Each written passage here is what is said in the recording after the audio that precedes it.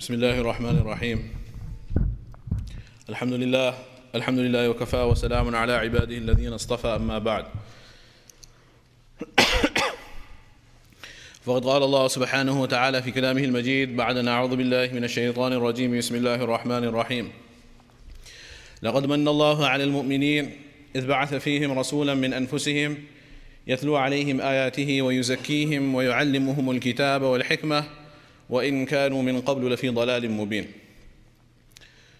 وقال تعالى في مقام آخر لقد كان لكم في رسول الله أسوة حسنة لمن كان يرجو الله واليوم الآخر وذكر الله كثيرا. وقال النبي صلى الله عليه وسلم عليكم بسنتي وسنة الخلفاء الراشدين عضوا عليها بالنواجذ، أو كما قال عليه الصلاة والسلام. صدق الله العظيم وصدق رسوله النبي الكريم ونحن على ذلك لمن الشاهدين والشاكرين والحمد لله رب العالمين.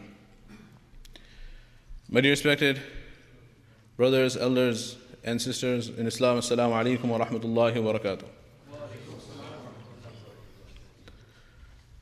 The title that I was given to speak about remembering our pious predecessors. Obviously, the first thing that came to mind when I thought about this subject is the most pious predecessor of all. In fact, the most pious creation of Allah, the most pious human being who walked the surface of the earth from the creation, from the beginning of creation, from the entire race of human beings, from the progeny of Adam alayhi salam till today, from today till the day of Qiyamah, whose every action, every speech that came out of his mouth is a hujjah and a dalil and a proof of sharia worthy of being followed, is none other than our beloved Rasul sallallahu alayhi wasallam. Allah subhanahu wa ta'ala has openly declared in the Quran, in the ayah recited, that for you in the noble life of Rasulullah sallallahu alayhi wasallam, there is the best example.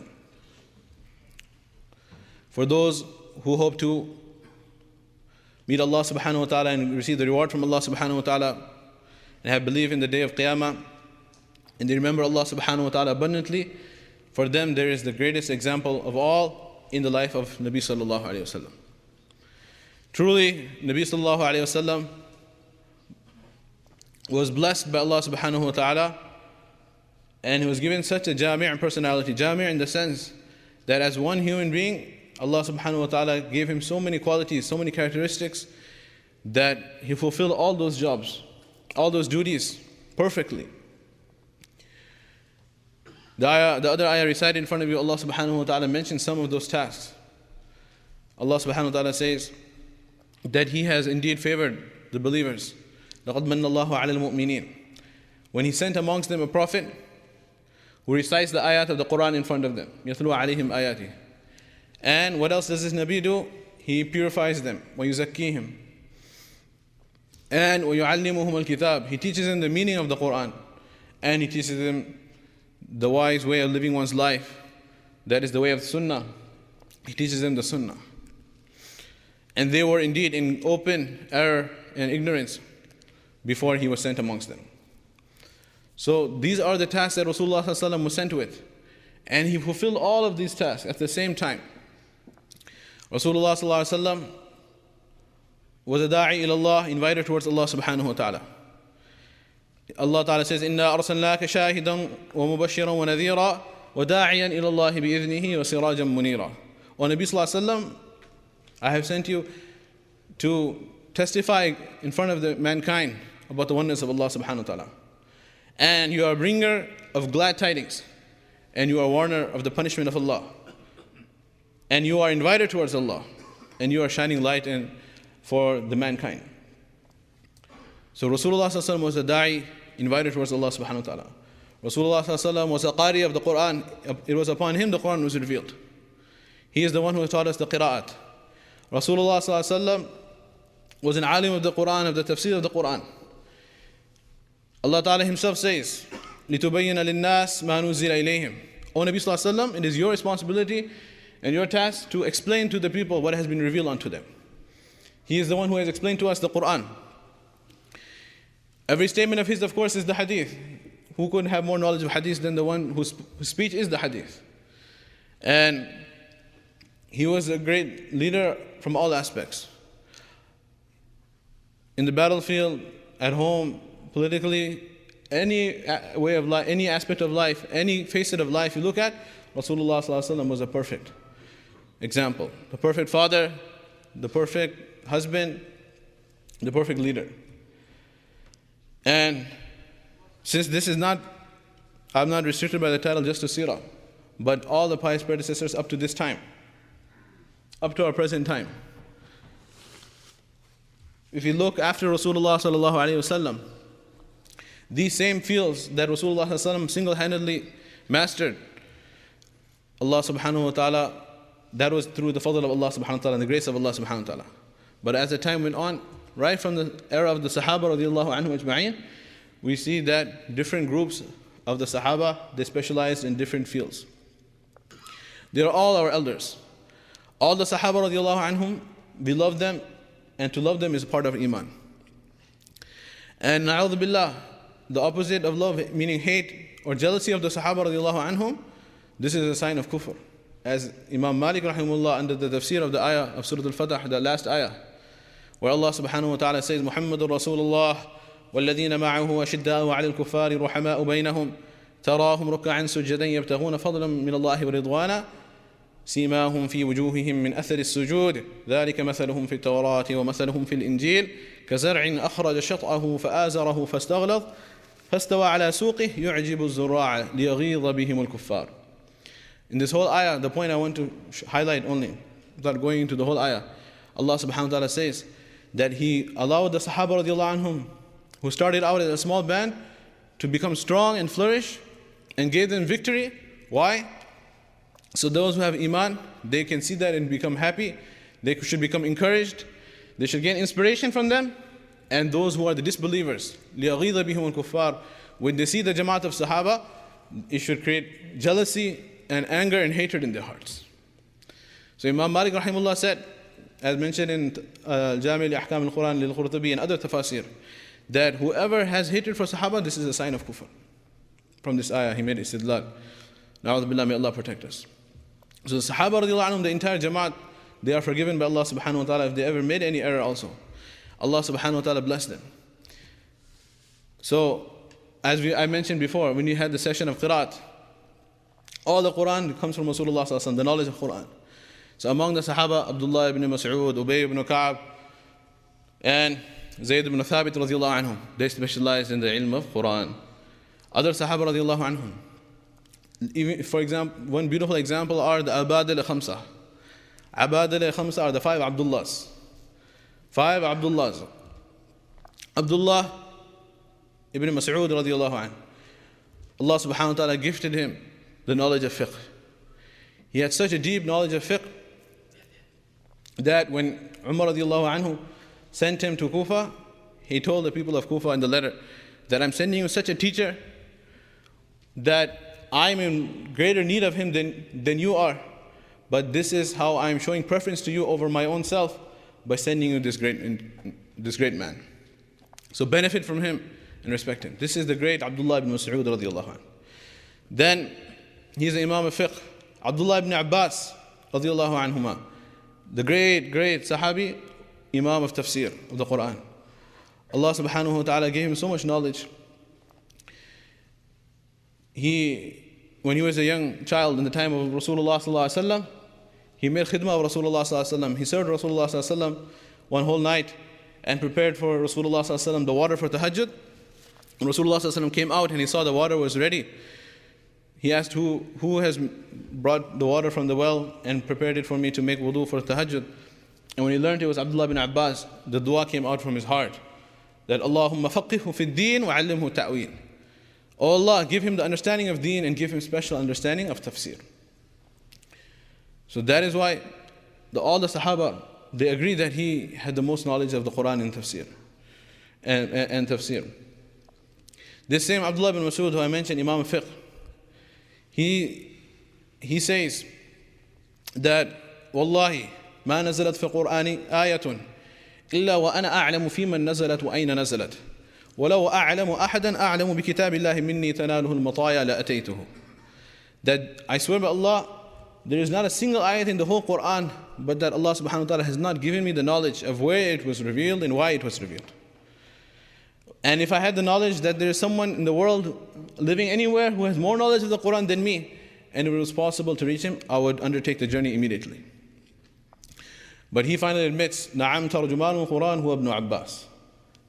Really, if you ask me, the one who truly has the knowledge of Quran more than me also is Abdullah ibn Abbas. Subhanallah. These are our pious elders who, through their efforts, the sciences of deen are established and flourishing even in these dark days. The third of the Abdullahs, Abdullah ibn Umar. He was the Imam of Sunnah. Allah subhanahu wa ta'ala gave him the knowledge of the Sunnah, and he used to resemble Rasulullah sallallahu alaihi wasallam. He used to imitate Rasulullah sallallahu alaihi wasallam. He did not physically resemble him like some Sahaba, like Hassan and Hussein, etc. radiyallahu anhuma. But he imitated Rasulullah sallallahu alaihi wasallam. He followed every single Sunnah of Rasulullah sallallahu alaihi wasallam, every minute Sunnah. To the extent, I'll give an example, that one time he was going to Makkah, and he had become blind at that stage in his life. And while traveling, all of a sudden he went into ruku' while he was walking. Then he stood up again. And there was no apparent reason to do that. Somebody asked him, why were you walking and all of a sudden you bowed down? He said that exactly at this same spot in the lifetime of Rasulullah sallallahu alaihi wasallam, there was a tree and it had a branch that was overhanging at this point, which came in the way, and Rasulullah sallallahu alaihi wasallam had bowed down to protect himself from that branch. And I still remember that, and that is why I was following the Sunnah of Rasulullah sallallahu alaihi wasallam. Imagine, in these small, minute things, the Sahaba radiallahu anhum, they were following him.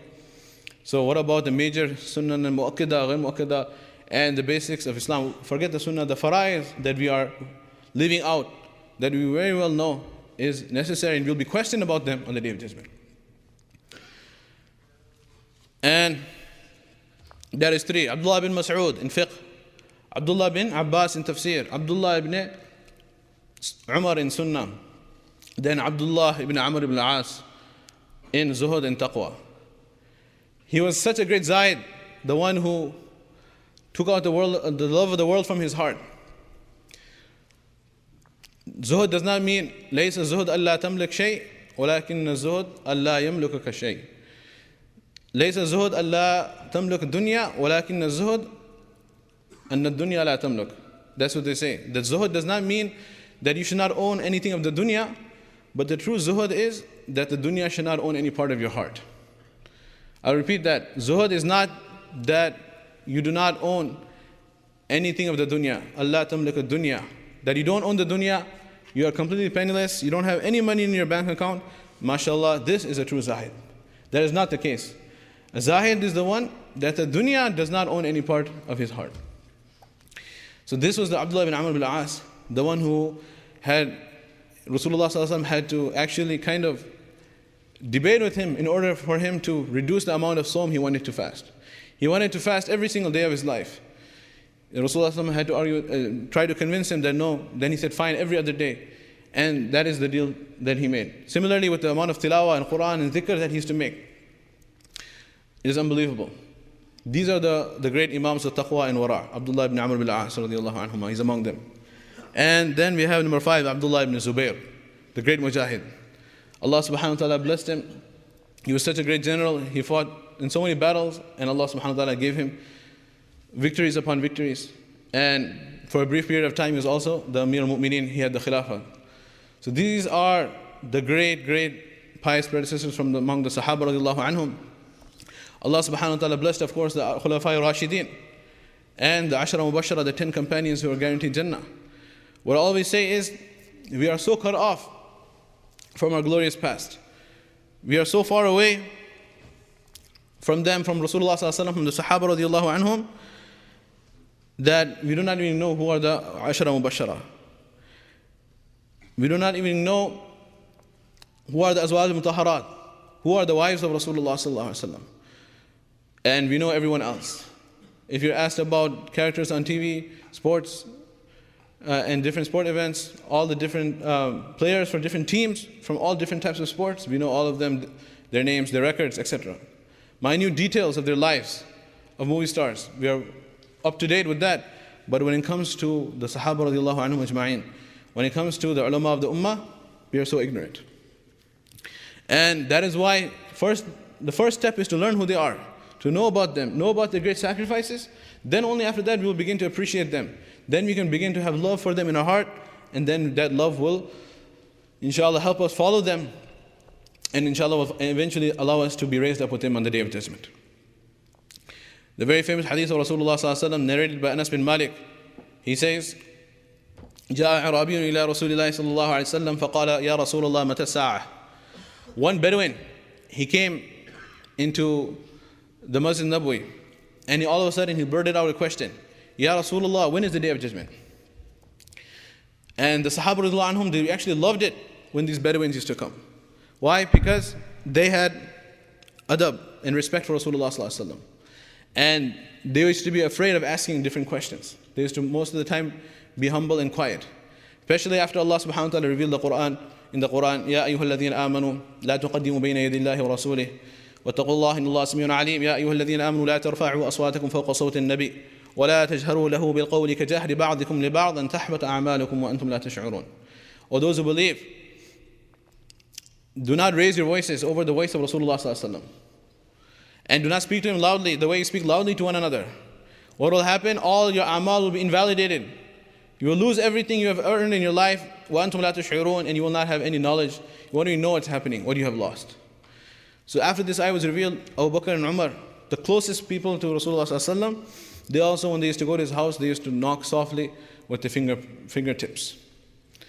And the Sahaba radiallahu anhum, they used to look down in front of Rasulullah sallallahu alaihi wasallam. Abdullah bin Amr bin As, I just mentioned his name, the great Sahabi who was foremost in his taqwa. His father, Amr bin As, somebody asked him, can you describe Rasulullah sallallahu alaihi wasallam's face? And he was not some Sahabi who was a young boy or someone who was just on the sidelines or something like that. He was very intelligent. He was a very intelligent Sahabi.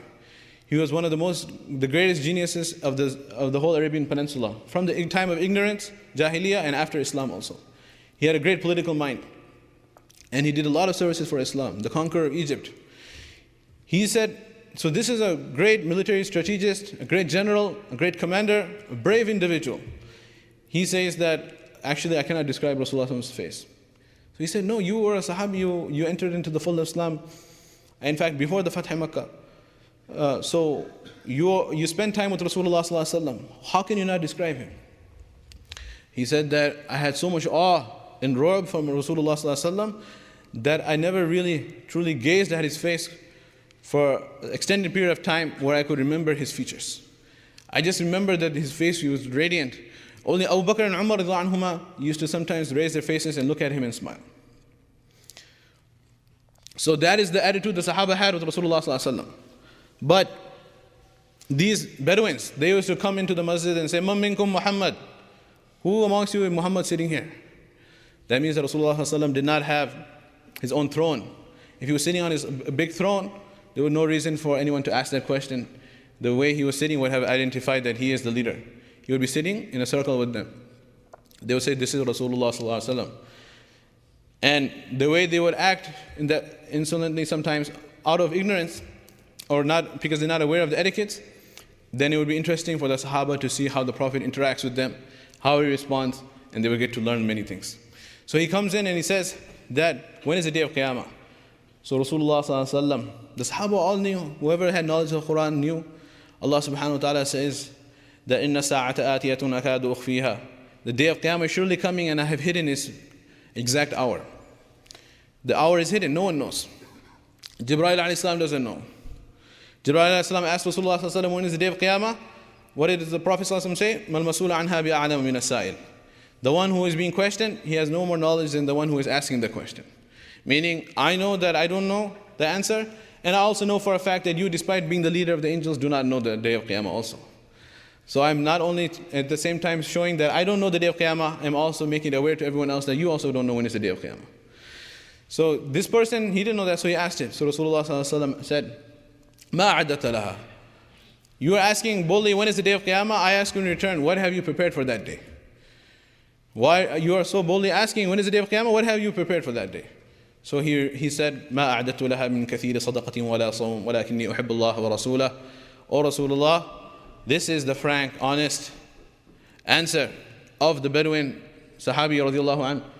Without any pretension, he said that, O Prophet of Allah, you're asking me what I have prepared. Honestly, I have not prepared by amassing great amounts of sadaqah and nafil zakah.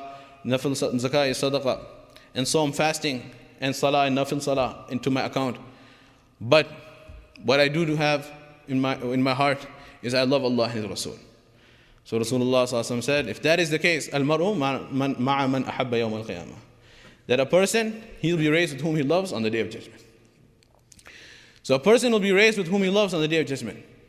We have to inculcate the love of the Sahaba, love of the Prophet sallallahu alaihi wasallam, love of the elders, our pious elders, predecessors, from that time all the way to our century, and those who are present amongst us, who are still living. We should never undervalue those who are still alive. That is what we tend to do. And after they pass away, then we say, oh, he was such a great person, now he has gone. From that time till today, if you love them, then inshallah we'll be raised with them on the day of judgment. But how are we going to create that love? First of all, you have to know who they are. The whole riwayah goes on. Anas bin Malik, the Rawi says, مَا فَرِحْنَا بِأَيِّ قَوْلِ النَّبِي صلى الله عليه وسلم كَمَا فَرِحْنَا بِقَوْلِهِ الْمَرْءُ مَعَ مَنْ أَحَبَّهُ. Anas bin Malik radiallahu anhu says, when he said this, a person will be raised with whom he loves, he added his final comment by saying, we were never pleased or so happy or overjoyed by any statement of Rasulullah sallallahu alaihi wasallam the way we were happy and overjoyed when we heard him say, a person will be raised with whom he loves. Why? Why were they so happy? Because looking at their own selves, each person felt deficient, that he was greatly deficient in his amal. Every person knew that he felt, of course they weren't, but they felt that their salat was full of deficiencies. They felt that their jihad was full of deficiencies. They felt every single amal they did was not worthy of acceptance. That is why the believers, كَانُوا قَلِيلًا مِنَ اللَّيْلِ مَا يَهْجَعُونَ وَبِالْأَسْحَارِ هُمْ يَسْتَغْفِرُونَ. Who are the believers? Very short portions of the night, they lay down in their beds. See how much balagha and eloquence in the Quran. قَلِيلًا مِنَ اللَّيْلِ مَا يَهْجَعُونَ. Short portions of the night, they lay down in their beds. What does that mean? Major portions of the night, they're standing in ibadah. But what did they do? In the morning, they don't congratulate one another that we did a great night's worship, but they say, at the morning, at the time of dawn, yastaghfirun. They ask Allah subhanahu wa ta'ala to forgive them and say, Ma abadanaka haqqa ibadatik. Oh Allah, we did not worship you the way you truly deserve to be worshipped. So they felt deficient in all their amal. But if they knew one thing, they knew that they loved Rasulullah sallallahu alaihi wasallam. They loved him more than their wealth. They loved him more than their children. They loved him more than anything of this world. They loved him more than their own life. And this love they had, they expressed it in many different ways. They said, like Ali radiallahu anhu said, if a person is in extreme thirst in the sun, imagine the desert of Arabia and the sun is above one's head at high noon time, and a person is thirsty like anything. He hasn't had the opportunity to drink water for days, and a person presents him with a glass of clean, cool water, and you can see the moisture collecting outside in the glass and trickling down. Such a beautiful glass of water. Ali radiallahu anhu said, we loved Rasulullah sallallahu alaihi wasallam more than that refreshing water. When Rasulullah sallallahu alaihi wasallam was doing hijrah and was making hijrah, and during the journey, Abu Bakr radiallahu anhu saw that he was thirsty, and he said, Ya Rasulullah, he was looking around, where can he find something to quench the thirst of Rasulullah sallallahu alaihi wasallam? And then he found one woman who had a sheep. And he went, there's a long story, then he finally got the milk from that sheep. She said there was no milk, there was a miracle, the milk came. When he brought the bowl to Rasulullah, he told Rasulullah, you, of course, you drink first. Rasulullah drank. Then he said, now you go ahead. He said, no, you drink again. Then he drank. After the third time, Rasulullah said, Abu Bakr, you also drink. Abu Bakr said, Ya Rasulullah, why do you want me to drink? You want me to drink so that I should feel satiated, I should feel refreshed, it should cool my inside, and I should feel nourished. If that is what you want, then I swear Allah, when I see you drinking, and I see the milk is going into your mouth and down your throat, and I see that you are feeling nourishment and you are feeling happy by drinking this, then that gives me much greater happiness than if I would drink that myself. Subhanallah. If that is what you want, please, then go ahead and drink it. Allow me to sit and watch you drinking the milk. So this is the love that we should have for Rasulullah. This is the love we should have for the Sahaba. Love will come when you know about them. So we have to learn about these great Sahaba. We have to learn. There are sisters who are also present here. Rasulullah said, "Khairun nisa'i arba', khairun nisa'i al-alamin arba'." That there are 4 women who are the greatest of all time. Who are they? Khadija al-Kubra radiyallahu anha. What is her great? All of the women that are mentioned in these 4 women and all the other Sahabiyat have many qualities. One outstanding quality of Khadija al-Kubra radiyallahu anha, she is the one who supported Rasulullah sallallahu alaihi wasallam. Khidmat of the husband. Service to the husband for a woman is such an important part of deen. That is what she showed. The service for the husband, the service for deen. Her husband was none other than Rasulullah sallallahu alaihi wasallam. Rasulullah sallallahu alaihi wasallam, many years after her passing away, would remember her so much. And when her sister would come, he would make ikram and honor her, and her friends also. He would distribute wheat and grains and meat too, whatever he had, to the friends of Khadija al-Kubra radiallahu anha. And Aisha radiallahu anha one time said that I asked Rasulullah sallallahu alaihi wasallam, Ya Rasulullah, why do you feel so much love for Khadija al-Kubra so many years after her passing away? This was a natural feeling that she would have had. So she asked Rasulullah sallallahu alaihi wasallam. Rasulullah sallallahu alaihi wasallam said, "Oh Aisha radiallahu anha, you do not know what she has done for me. When I was alone, completely alone, the whole world was against me, she is the one who comforted me. When I was penniless, she is the one who financed the effort of da'wah. She was a great merchant. Everything she had, she spent in the path of Allah subhanahu wa ta'ala. And when no one believed in me, she is the one who believed in me first. We say the first person who accepted Islam from among the men is Abu Bakr, from among the children radiallahu anhu is Ali radiallahu anhu, from among the slaves Zayd radiallahu anhu, from among the women Khadija al-Kubra. That is correct. But overall, who is the first to accept Islam? Khadija al-Kubra radiallahu anha. Imagine the great honor. She is the first one to enter the fold of Islam. And that is why I can never forget her. I will continue to love her and remember her. That is what Rasulullah sallallahu alaihi wasallam said. She is the first one. Number 2, Fatima radiallahu anha. Rasulullah said that she is a portion of my heart, biz'atu qalbi. That whoever, man adaha qad adani, whoever hurts Fatima radiallahu anha has hurt me. And her outstanding feature is, her characteristic and trait would be her sacrifice as far as her personal life, how much zuhud and taqwa she had in her life. The amount of dunya that came into Rasulullah's hand towards the end of his life, Allah subhanahu wa ta'ala made it easy for them to conquer the Khaybar, which was a great stronghold of the enemies of Islam. And when the dunya started pouring into Medina, all the houses of Medina, the wealth came, except for the house of the family of Rasulullah sallallahu alaihi wasallam. Allah subhanahu wa ta'ala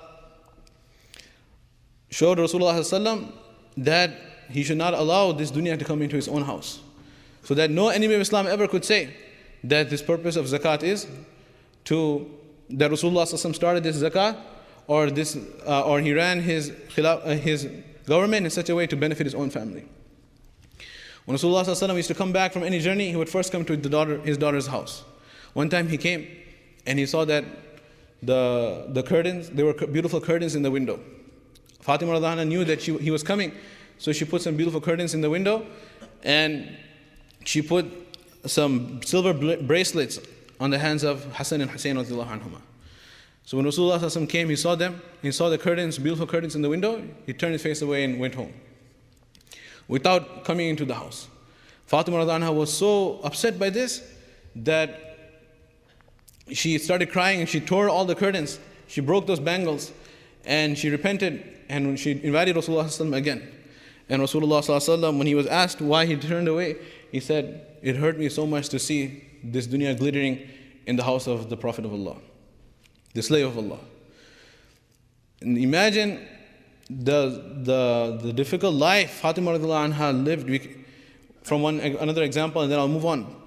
One Sahir, he was a magician, and he was a great kafir. He came into the Masjid Nabawi, and he started cursing Rasulullah sallallahu alaihi wasallam and saying that, "Ya Majnoon, you are a crazy person," etc. and so many bad things. So the Sahaba they were so excited, they wanted to attack this person who was defiling Rasulullah sallallahu alaihi wasallam. Rasulullah sallallahu alaihi wasallam told them to calm down. He was the وَمَا أَرْسَلْنَاكَ إِلَّا رَحْمَةً لِلْعَالَمِينَ, mercy for mankind. So he told everyone, calm down, and after that, he talked to the person in a very kind and nice manner. He became so affected, within a short period of time, the same great enemy, he entered into the fold of Islam. He recited the kalma shahada, ashhadu wa la ilaha illallah wa ashhadu anna Muhammadan Rasulullah, abduhu wa rasuluh. And after that, Rasulullah sallallahu alaihi wasallam said, who has something that we can present him with a gift? So can anyone give him some clothes? Sayyidina Ali radhiyallahu anhu was there. He took off his amama from his head and placed it on his head. He said, this is the gift of clothes, amama like this. Then after that, Sa'ad radhiyallahu anhu said, I have a camel, I'll give him this. Rasulullah said, he doesn't have a conveyance. Sa'ad radhiyallahu anhu said, I'll give him my camel as a gift, which was a very great gift at that time. Then Rasulullah said, what about something for him to eat? So anyone can take him home to eat. They did not have food. Literally, whoever was present there, they did not have food. So Rasulullah told Bilal radhiyallahu anhu, can you take him to any of the houses of the people of Medina? Someone can give him some food to eat. So he went. He took the guest of Rasulullah, knocked on the doors, and said, this is the guest of Rasulullah, and can you take him in for one meal? They said, Ahlan wa sahlan to the guest of Rasul, but we don't have anything to eat. What does it mean? We don't have anything to eat means literally they have nothing. Not even a dry piece of bread. Not one vegetable. Not one fruit. Not nothing. Zero.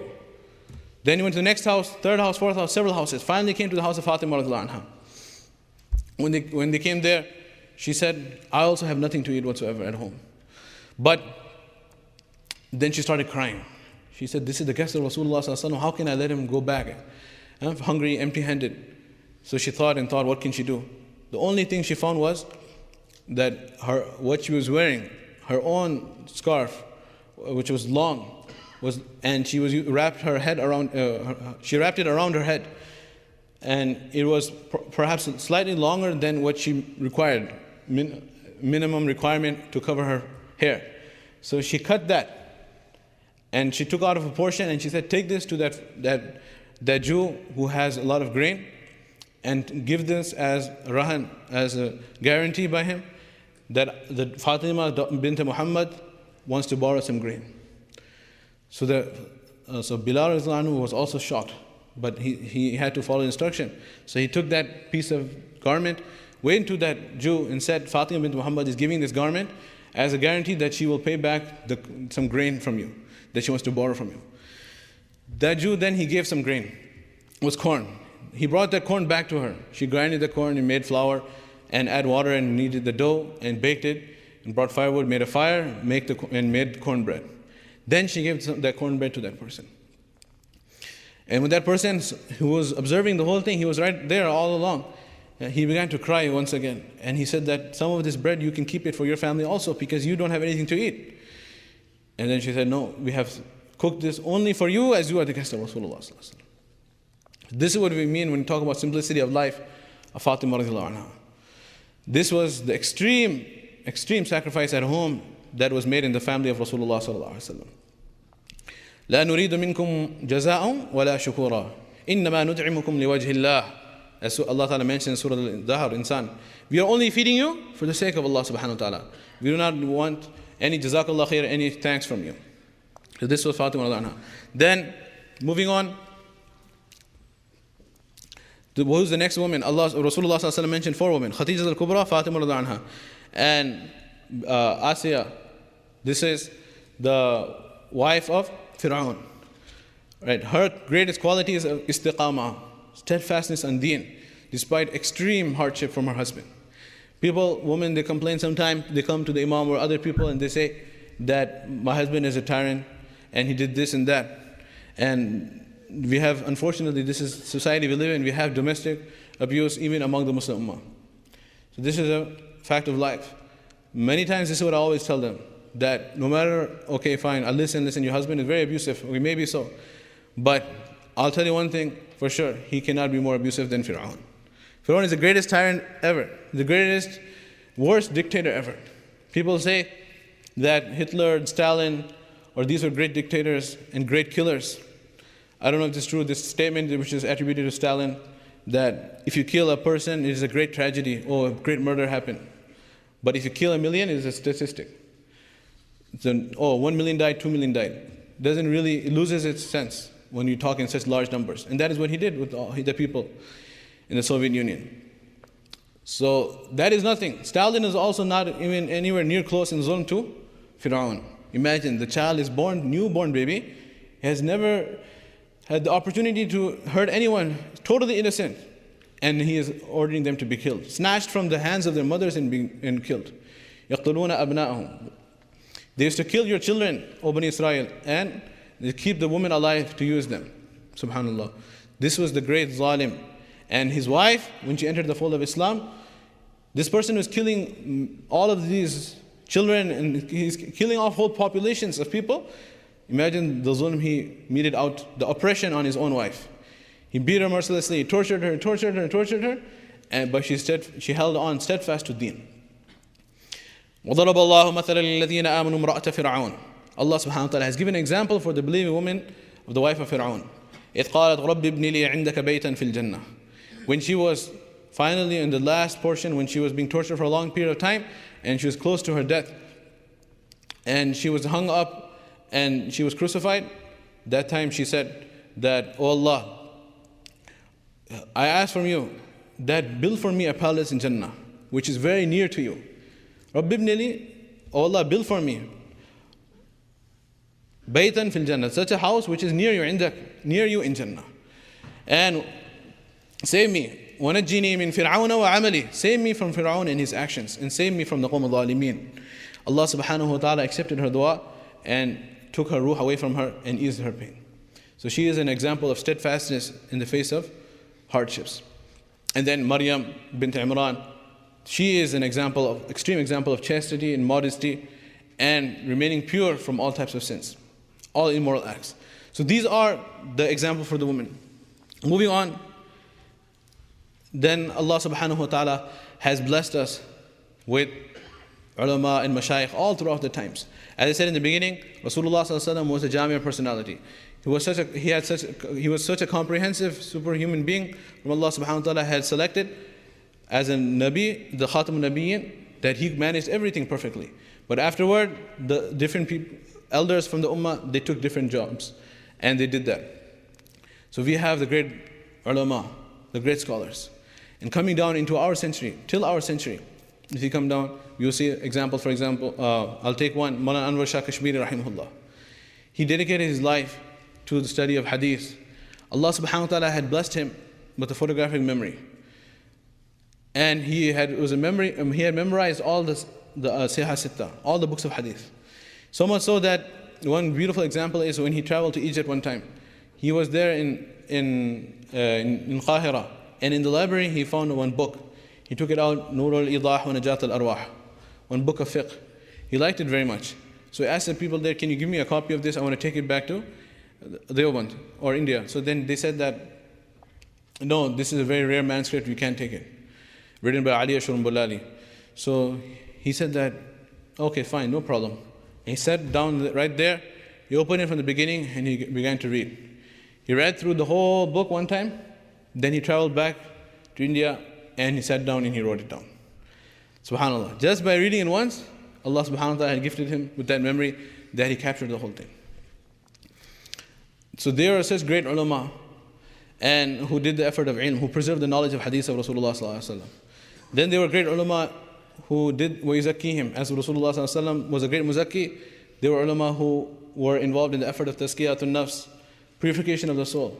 Allah subhanahu wa ta'ala bless him like all of the great mashayikh we have. Mawlana Shathani rahmatullah alayhi, others who Allah subhanahu wa ta'ala blessed them, they had their khanqahs and many people came and benefited from them and stayed in their company and reformed themselves. And among one of the great personalities of this century also is Mawlana Ilyas rahmatullah alayhi. He also started out teaching in a madrasa. He was a ustad in Saharanpur. I was there just 2-3 weeks ago in Mazahir al-Ulum Saharanpur, one of the great jamias of this time. And he was a ustad in a madrasa there. Then he He was also involved in the Khanqa. He was in Gango, Mufti Rashid Ahmed Gangohi, he was his disciple. And later on with Maulana Raipuri rahmatullahi alayhi, he benefited from them greatly. But then he saw people are graduating from madrasas also, but that is not bringing a change. Many of the madaris, the people would be graduating and still reverting back to leaving out basic fundamentals of deen. So he made fikr and concern. He had this worry. How can this deen come alive? How can the deen be revived throughout the world? Allah subhanahu wa ta'ala blessed him and gave him this effort of da'wah. And we see that this effort of da'wah, Allah subhanahu wa ta'ala spread it throughout the world and granted it maqbuliyah, acceptance. So much so that now this work and effort of da'wah has spread throughout the world, every single country. Any single city you go, you will find this effort of da'wah is taking place, mashallah. Many of these ulama that are here, that you see and you're benefiting from their talks, and whether it's Mufti Azimuddin, who is the Imam here, whether it's Mufti Harun Firdausi, many of you know, or whether it's Maulana Bilal, Maulana Izaz, or all of these ulama that are here, they have been all blessed by the effort of da'wah. And they have all been positively influenced by this effort of da'wah. Myself also, I don't know what I would have become if it was not for the effort of da'wah that gave the tawfiq to my father to allow me to go and study the ulum of deen. So this is the effort that has changed so many people's lives. And how is it possible that تُحِبُّ الثَّمَرَةَ وَتَرْفُضُ الشَّجَرَةَ, that you love the fruit, that you enjoy the fruit, but then you want to cut off the branch that has given this fruit its life? That is impossible. If you benefit from any of the people who have spent time in the path of Allah subhanahu wa ta'ala, then it is impossible that we cannot have a liking for the effort of da'wah itself. That is the effort of da'wah which has brought these people to where they are. That is the effort of da'wah that has given them that iman, has given them that strength of iman to pursue the studies they have pursued and to continue to struggle in that line. That is why it is very essential that we recognize. We have to recognize all the efforts of the deen, whether they are from the line of tasawwuf, line of tazkiyat al-nafs, which has always had and will continue to have a great impact on the Muslim Ummah. Similarly, the line of ilm and madaris, and also the great effort of da'wah. Our Ustad, coming down to pious predecessors, to our own Shaykh, Mufti Ridha al-Haq, since Imam Nabil mentioned his name, he is also a great example for all of us, and definitely he was for me a great source of inspiration, so I should mention him. And Allah subhanahu wa ta'ala has blessed. Speaking about the people who are here, for example, Mufti Abdul Rahman Mangera, he also did iftar by Mufti Ridha al-Haq. Even Imam Hafiz Amin, who spoke before, he also, back in the 80s, when Mufti Ridha al-Haq, our teacher, was in Pakistan, he studied by Mufti Ridha al-Haq also. He benefited from him. And Maulana Umar Hussaini, Maulana Saad Beg, all of them are students of Mufti Ridha al-Haq. Subhanallah. So this great individual, how is he a great example for us? Allah subhanahu wa ta'ala selected him. This is a person who is still alive today. And may Allah subhanahu wa ta'ala lengthen his life. From a very young age, he was dedicated to the Islamic sciences. His father, his grandfather, his great-grandfather, without any break, in continuous succession for more than 500 years, were all great ulama. For more than 500 years, every single person in his family was a great alim, a person who dedicated his life to study the Islamic sciences. And he was from the northwest region, from the Sarhad region in Pakistan. I had the opportunity to visit his house also in Sawabi area of Pakistan, if anyone knows about that area. And in the mountains there are not even, our madaris may be considered traditional madaris. But with respect to our madaris, those ulama who studied in the mountains, they studied such an ilm which is far more even traditional than what we studied in madaris. It is not just the course and syllabus that we study 9 years, but far more beyond that. Their studies continue for 16 years, 20 years or more. And he studied independently by different mashayikh, and he mastered all of the funun and sciences of Islam. And he was teaching there. Then from there, Allah subhanahu wa ta'ala selected him. He came to Karachi. If he would have been there, it would have been such a great loss for us. He would have continued to remain in the mountains, and none of us would have been given the opportunity of benefiting from him or knowing who he was. Then he came to Karachi. When he came to Karachi, there was a great program there of Takhasus fi Dawah, where they learned about, for post-graduation studies for ulama, where they studied about all the deviant sects and all the non-Muslims. They studied about Jewish religion, Christianity, and about Hindus, about Qadianis, about different sects within Islam, Shias, etc., and those who are outside Islam also. So he came to study in that course. So when he had to write an essay to enter into the madrasa, and when that was brought to Allama Yusuf bin Nouri rahimahullah, the great scholar who was the principal of that madrasa, he saw that and he said that, he threw it away. He said this is something he copied out of somewhere. Some great scholar of the past may have written this. This cannot be some student who wants to study here. So they called him in front and he said, can you write it again? So he wrote the whole thing differently this time in poetry. In Arabic, Urdu, and Farsi. He is a great poet also. He wrote in 3 languages, all in Nazam, not in Nathar, meaning in poetry. And that was when his eyes opened. He said, oh, this is such a great student. After studying there, he was appointed as a teacher there. But from the beginning, he was very sick. He was when he was a student, he had tuberculosis. And many of his classmates died. But and Allah subhanahu wa ta'ala blessed him, he stayed alive.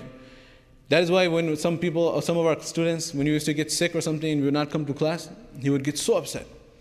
He would come and put his hand on our forehead and say, "Are yaar, tumko thanda bukhar hota hai." You guys have cold. Your guys' forehead are still cold, and you say you have bukhar, you have flu, or you have a cold. What kind of sickness is this? I used to be so sick, I did not have the strength to sit upright, not stand, sit. I could not sit, so I used to lay in the back with my back against the wall and spread my feet and just barely supporting myself. That is how I used to listen to the dars, but I never missed the dars. You do not have the value of this dars that you're missing. That is the value of the hadith of Rasulullah sallallahu alaihi wasallam. How can you miss out a lesson just from these minor sicknesses?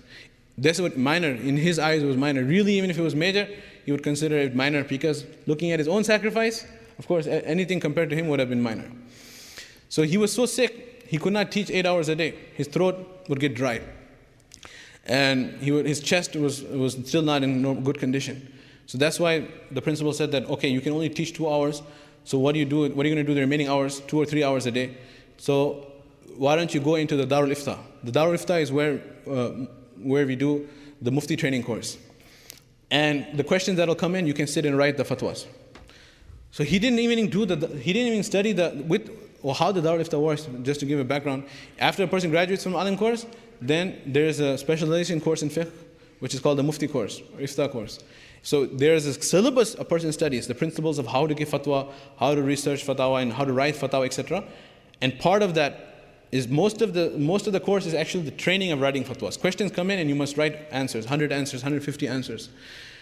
And you write the whole fatwa, and then the mufti, who is a superintendent, or who is the mushrif, who is in charge of the Darul Ifta, he will read each fatwa and he will sign it.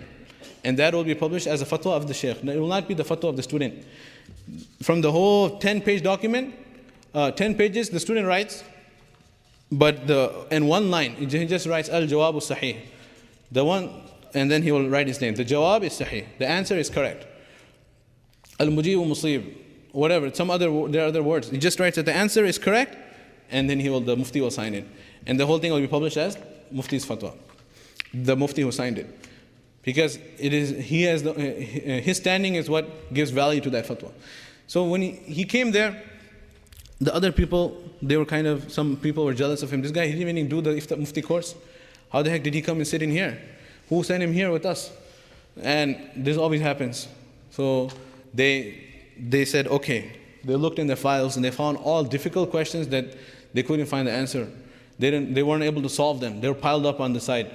They took all of those out. All of them together, they made a big packet, gave it to him. They said, this is like your assignment, for the next week or so, whenever you have time, finish all of these. So, mashallah, my ustad, may Allah lengthen his life. He took all of those questions and he wrote down beautiful answers immediately that day and submitted it. And one time he was saying that I was so ignorant that I did not know the difference between what are the difficult questions, what are the easy questions. So then after that, Then they also, their mind was straightened up. They said, no, we can't play with this guy. This guy is really hot stuff here. And we better watch out how we deal with him. After that, mashallah. Now, he introduced me as a mufti, right? Mufti Minhajuddin. I'm speaking myself, this is wrong. In reality, who is a mufti? After you study alim course, if you study 2 years or 1 year, or some places now in Darul Karachi is 3 years, that is the ifta course. After you do the ifta course, what have you learned? In reality, what you have learned is that if someone asks you a question concerning any bab of fiqh or aqidah or anything of that nature, you now have the knowledge of the encyclopedia of Islamic books. There's so many Islamic books in books of fiqh where you should find the answer. There's something to know. It may seem very simple. Where to find the answer? How can that be difficult? Yes, it can be. You are now introduced to, what is Bahr al-Ra'iq, Sharh Kanz al-Daqa'iq, what is Radd al-Muhtar, Durr al-Mukhtar, Badai al-Sanai fi Tartib al-Shara'i, which book is written which time, how the books are organized, how to give hawala and references from those books. If there is a conflict in the different fatwa, which fatwa would be given preference over which fatwa. That is what you learn. So at the end of 2 years of rigorous practice, after of course 9 years or 8 years of alim course, then on top of the 2 years, now you have what you are able to do is relate fatwa that have already been researched by the scholars to the public, called naqirul fatwa. Now you have the ability, inshallah, if you worked hard also, with the condition if you worked hard, that now you can narrate to the people, relate to the people the fatwa that has already been given by previous scholars.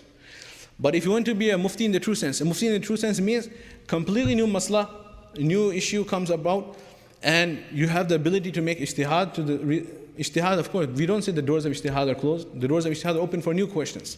Doesn't mean we totally re-examine everything in the past and throw everything that has been done and start reforming Islam, na'udhu billah. That doesn't mean the doors of ijtihad are not closed, and they are open, but they're not so open that everything of the past we throw it away, as some people try to do now, are trying to do. So the door of ijtihad is open for new questions.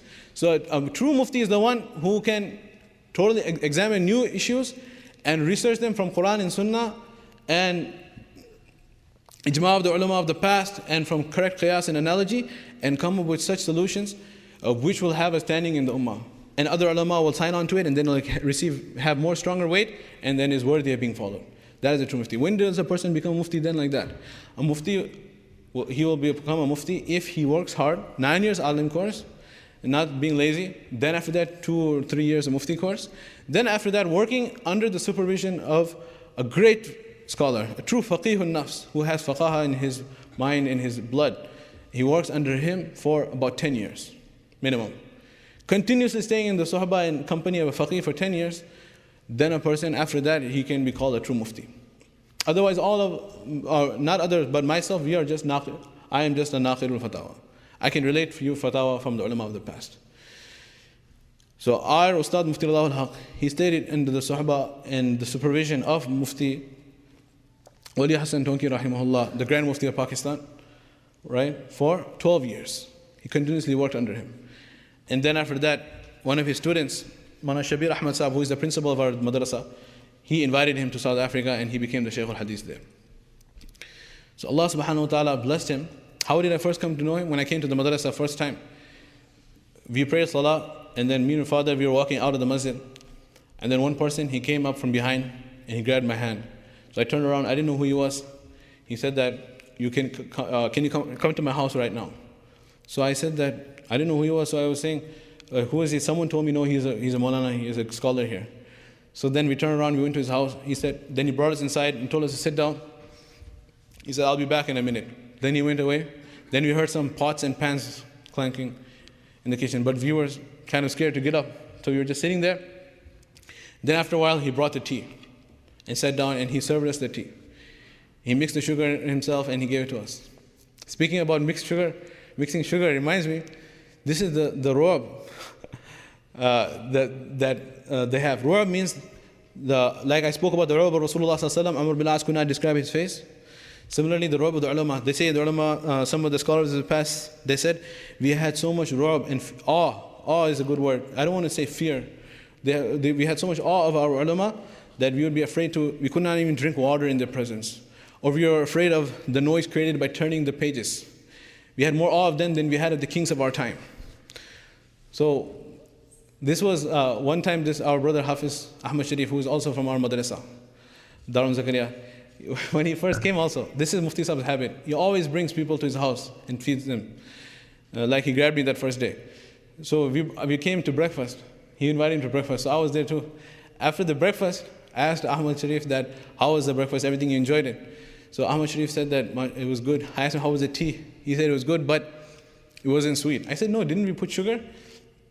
He said that, no, yeah, but I needed a spoon to stir it.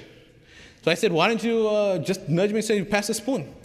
So he said, no, that was the ru'ab, the awe that he inspired in, like one of our friends right here, that he could not even ask me to pass the spoon. SubhanAllah. This is the awe, this is the awe and the ru'ab Allah subhanahu wa ta'ala places in those who have the taqwa, fear of Allah subhanahu wa ta'ala. So he came back, and then his wife and children are in Pakistan. He stays alone. He's totally waqf for the students. He served us the tea. And one of the very unique features of Mufti Dawah, I just gave some examples of his ilm. Mufti Mahmud Hassan Gangohi, rahmatullahi, who was the Mufti Azam of India, he says that if there are 4 greatest muftis in the world, one of them is Mufti Dawah. Imagine. But why don't we know about him, so much about him? It's because of his tawadu, his extreme humbleness, extreme humility, to the extent that when there are programs in the masjid, and where does he sit? He sits in the back, by the shoes. Mawlana Shabir, our principal, always drags him in the front. He always likes to sit in the back quietly. And when other guests come, and we know those ulama who are coming, like how much knowledge each person has, we know who they are truly. But when you look at our Shaykh, the way he sits in front of them humbly, like he's a small student. He sits in the position of tashahhud, and he puts his head down, and he asks them, these young guests who are far below him as far as age and experience, etc., but he speaks to them in such a humble manner. There was one great sheikh in Pakistan who passed away, Haji Farooq Sahib, who had a great khanqa in Sakar. He's a khalifa of Mullah Masihullah Khan Sahib from Jalalabad. His son, he came to study Ifta in South Africa. So we were surprised. We asked him that, how come your father was a great sheikh there in Pakistan? Why did he send you all the way here to South Africa to study deen, to study Ifta over here? When you graduated from there, you could have done mufti course there. There are great muftis there. In Darul Karachi is Mufti Taqi Sahib, world-renowned scholars. There's so many other Darul Iftas. Why you came all the way to South Africa to study Ifta? So he said that, my father, he said, I asked him, was he so much impressed by his knowledge? He said, no, he was not impressed by his knowledge actually, despite his knowledge being what I have mentioned. He said, what was he impressed by? He said he was impressed by his tawadu, his humbleness. And where was that? How did he see that humbleness? He said, Mawlana Shabir Sahib, our principal, one time, he took Mufti Dawah with him on one of his trips. And Mufti Mawlana Shabir Sahib, he actually is another creation of Allah subhanahu wa ta'ala, that he moves in his own time zone. He is so fast. He is so fast. At one single time, he does at least like 5 to 6 things at a single time, minimum. So in one of his trips, while he was traveling from one place to another place, he stopped by in Sakar. And Mufti Dawah was with him. He just stopped for a few moments just to say salam to this great sheikh in his khanqa and to move on. So when he came there, Haji Farooq Sahib saw Mufti Dawah for a few moments, and that was enough. And what did he say? He said, ye mutawazi shakhs alim hai, mufti hai. This mufti has tawadu and humbleness. And if I send you my son, Mullah Abdul Bari, his son, if I send you anywhere else, I don't know what you will learn, but I know जब मैं आपको मुतवाज़िर शख्सियत के पास पहुंचा रहा हूं मैं आपको वहां आप ज़रूर दीन सीख कराओगे. I'm sending you to a mutawazir person, and you will learn deen from a person who has humility and humbleness. Just the humbleness that he saw in a few moments convinced him that it was worthy to send his son all the way to Mufti Dawah. So that is the hadith of Rasulullah sallallahu alaihi wasallam. Man tawada'a lillahi rafa'ahu Allah. Whoever is humble in front of Allah subhanahu wa ta'ala, Allah subhanahu wa ta'ala will elevate them. And mashallah, as I said, many of the people who are here who have benefited from him. So it is truly befitting that I should remember him. There are so many other personalities in South Africa also. Mawlana Fadl Rahman Azami, he's a great muhaddis. We had the honor of studying by him too. Mawlana Azaz has got sanad from him also. And he also actually visited my home here in Kankakee. He came to Chicago several years ago also. Allah subhanahu wa ta'ala blessed him. The science of hadith, Allah subhanahu wa ta'ala has blessed him so much. He has ijaza from Habib Rahman Azmi and several Arab scholars and Ajam scholars. And in tafsir, in fiqh, in any subject you take it, in ilm, in tasawwuf, he is a Khalifa of Mawlana Hakim Makhtar Sahib. In tabligh, he has spent so much time in tabligh, in da'wat. So he is involved in all, in tasneef, he has written so many books. So he's involved in all the efforts of deen. So this is what we learned from our mashayikh in South Africa, that all the efforts of deen, we have to do them together. There is no reason why we should separate these efforts of deen. They're all one and the same. There is the example of Mawlana Hussain Ahmed and Mawlana Ilyas rahmatullahi alayh, that both of them came into one town at the same time. Mawlana Ilyas rahmatullahi alayh was having a political meeting against the British, and as he was the Amir of the Jamiat al-Ulama Hind, who were working with the Indian National Congress against the British. And he had a political rally, and Mawlana Ilyas rahmatullahi alayh had a tablighi ijtima. When they arrived in the town, the people told Mawlana Hussain Ahmed that, do you know that Mawlana Ilyas has a tablighi ijtima going on? And Mawlana Ilyas' people told him, do you know that Mawlana Hussain Ahmed has an Islamic political rally going on, meeting? So Mawlana Ilyas said, what are we doing here having an ijtima when they're having when Mawlana Hussain Ahmed is in town, Shaykh al-Islam? And Mawlana Shaykh al-Islam said, what are we doing here when Mawlana Ilyas, Shah Ilyas Dahlavi is here? So they both closed their programs, and with their entire crowd, they started moving in each other's direction, and they met halfway. Okay? But this is the type of the spirit we should have, that all the efforts of deen, they're one and the same. Look at our one other example I'll give last, Mufti Muhammad Ali. He's another teacher of ours. One of his unique characteristics is, in his entire life, he did not make riba of any person. I repeat that, in his entire life is noted that he did not backbite anyone. Can you believe that? Not backbited anyone once. That is how great a person he is in his akhlaq. He studied 9 years in Dhabil in Gujarat. After graduating from there, imagine, count the years. Then he went to Darul Dewan, he went to Dawah, he studied 3 years adab, Arabic literature, post-graduation. 9 plus 3 is 12. Then after that, he wrote a letter to Qari Tayyib Sahib that I want to do iftah in Darul Dewan. And he said, no, you cannot do Mufti course here unless you do Dawah Hadith here, last year of Hadith. So he said, fine, I'll do Dawah Hadith again. So he did Dawah Hadith again. How many? 13. Then after that, he wanted to do takhasus fi tafsir. So he did 1 year specialization, post-graduation in tafsir. How much is that? 14. Then after that, he did his Mufti course, which he came for, 15. Then he went in the path of Allah subhanahu wa ta'ala for the effort of da'wah and tabligh 2 times, for 2 years. And he was the first, those of us who have gone to South Africa and have seen him, they might have noticed that he is cross-eyed. He cannot look, with both his eyes are not looking at the same direction. And how did that happen? When he was out in the path of Allah subhanahu wa ta'ala in Jamaat, he was one of the first Jamaats who went to Africa back in the early 70s. He went to Sudan, and from Sudan he drove in Jamaat to Ghana, the first Jamaat who went there. And they were traveling through, even till today, what is the region? The Darfur region, correct. The Darfur region was full of violence back then too. And they were in the truck crossing the desert, and the truck got stuck in the sand. It used to keep on getting stuck in the sand every 15, 20, half an hour. After just short periods of time, it would get stuck. Then they have to dig it out. Then they keep on moving, then they get stuck again.